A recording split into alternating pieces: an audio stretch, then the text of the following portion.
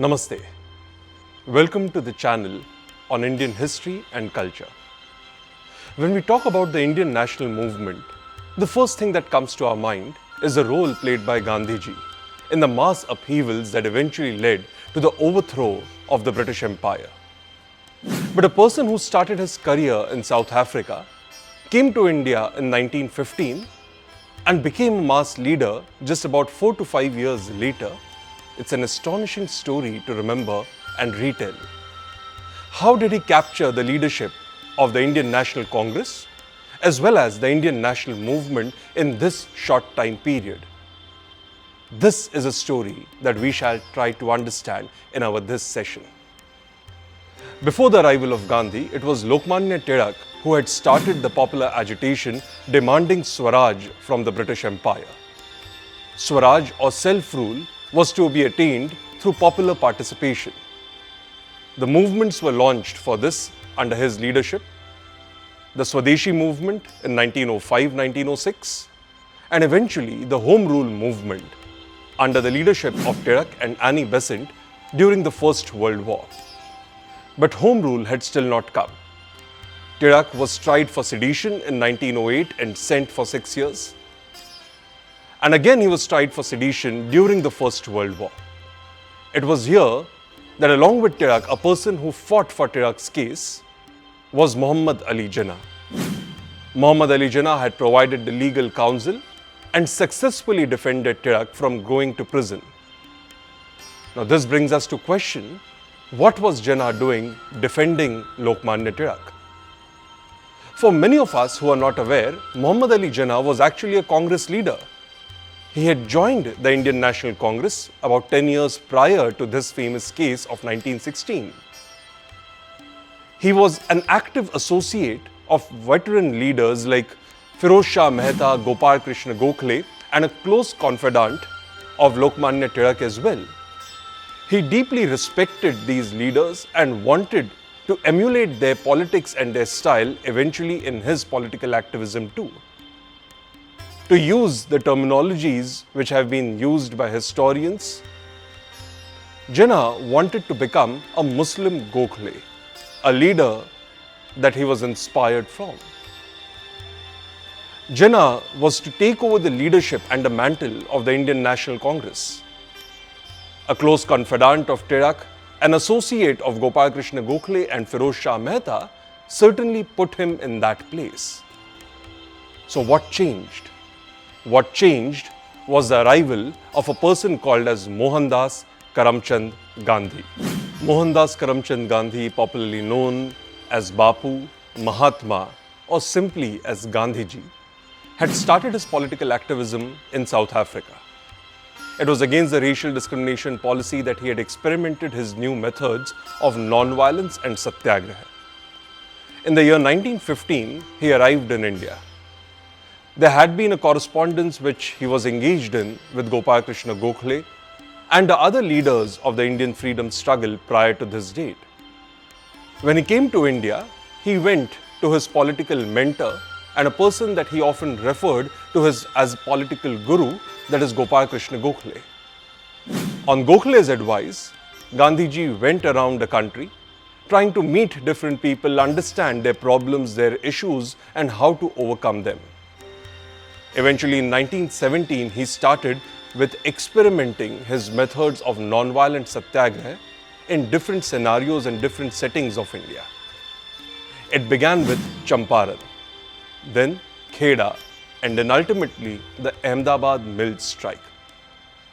It is in these three satyagrahas that you have the different methods of non-violence based methods like non-cooperation, like civil disobedience and hunger strike that were effectively put to use. It is these methods which would be eventually launched on a pan-India level in the next 2.5 decades of Gandhi's role in the Indian freedom movement. Now, when it comes to Gandhi, he wanted these methods to become the mainstay of the freedom struggle. The arrival of Gandhi on the political scene of India and the wide popularity that he got after the success of these three satyagrahas really established him on a steady path of rising to the top of the Indian leadership. But this also put him against Muhammad Ali Jinnah. Muhammad Ali Jinnah and Gandhi were two different individuals. Though both had their origins in Gujarat, both had their connections with families that were involved in the trade, mercantile, as well as local political activities, yet they could not be two very different individuals. Muhammad Ali Jinnah was a Western-inspired liberal, a person who would usually dress in Western wear and talk in a refined English. Jinnah's personality therefore differed greatly with that of Gandhi.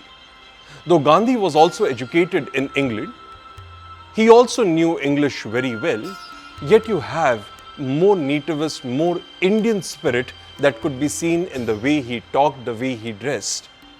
Perhaps that was a more deliberate ploy of Gandhi to establish a connect with the masses of India who talked in their own mother tongues, who dressed as simply as a normal peasant would usually do. So Gandhi's decision of language and his dress was a strictly political decision, so as to say. And that did establish a rapid connect with the people of India. With Gandhi's arrival, it's also a different political style which came into picture. Gandhi often used references of Ramayana and numerous other Puranic and epic stories in order to spread a political message, something that did not go down well with Jinnah. Because Jinnah believed that religion and politics have to be kept separate. Now this is an irony because the Jinnah that we know of is the man who divided India. The man who divided India on the basis of religion. And here is Jinnah advocating that religion and politics has to be kept separately and no references to religion have to be made in political discourse. Perhaps it was political compulsion for Jinnah in the 1920s and 30s to change his style of politics. But over here, he opposed Gandhi. He also opposed the Gandhian methods being advocated to oppose the Rowlatt Acts, and eventually the methods that he took up for the launching of the first mass movement of India, that was in the form of the non-cooperation movement. The Gandhian methods as well as the objective of establishing Ram Rajya did not go down well with Jinnah. But most importantly, Jinnah opposed the taking up of the Khilafat issue, whereby it was stated that the loyalties of the Indian Muslims lay to a person, the Sultan, who was a caliph sitting in Istanbul, something that Jinnah did not appreciate. But Gandhi saw opportunism, a platform on which the Hindus and Muslims could be united for a common cause, for the common struggle that was to be for Swaraj.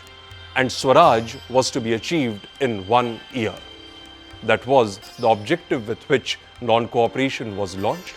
And this movement launched the pan-Indian political career of Gandhiji, making him the only mass leader that India has perhaps ever produced. Thank you for tuning in.